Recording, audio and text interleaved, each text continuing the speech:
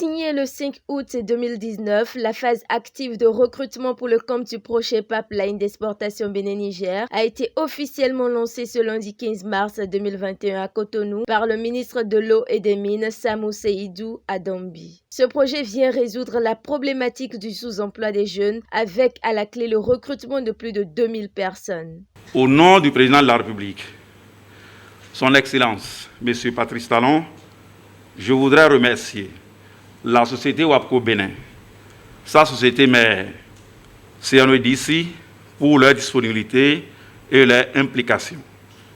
Je salue également les efforts des membres du Comité national de suivi du projet et les cadres des différents ministères impliqués qui n'ont ménagé aucun effort pour nous permettre d'être ici, présents ce soir.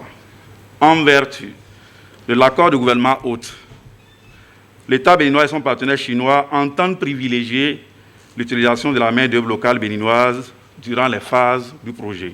Des cadres, des ouvriers, des artisans, des techniciens, des transitaires, des manœuvres. Au total, 57 profils sont recherchés pour l'exécution de ce projet. Ces derniers sont invités à postuler sur la plateforme web de recrutement. L'adresse électronique dédiée à cette plateforme est https://emploi-pipeline.gouv.bj.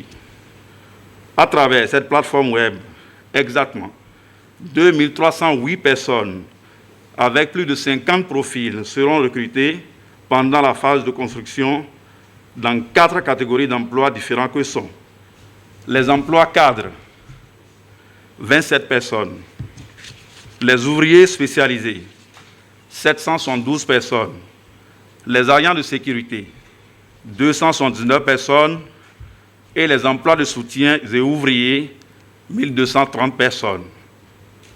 Au terme de la phase de construction et pour le compte de l'exploitation du pipeline, environ 300 emplois permanents seront créés pour l'essentiel des emplois cadres. Le ministre rassure les artisans et ouvriers de la parfaite transparence des résultats. Ils recevront d'ailleurs de l'aide dans chaque département concerné ou non pour l'inscription.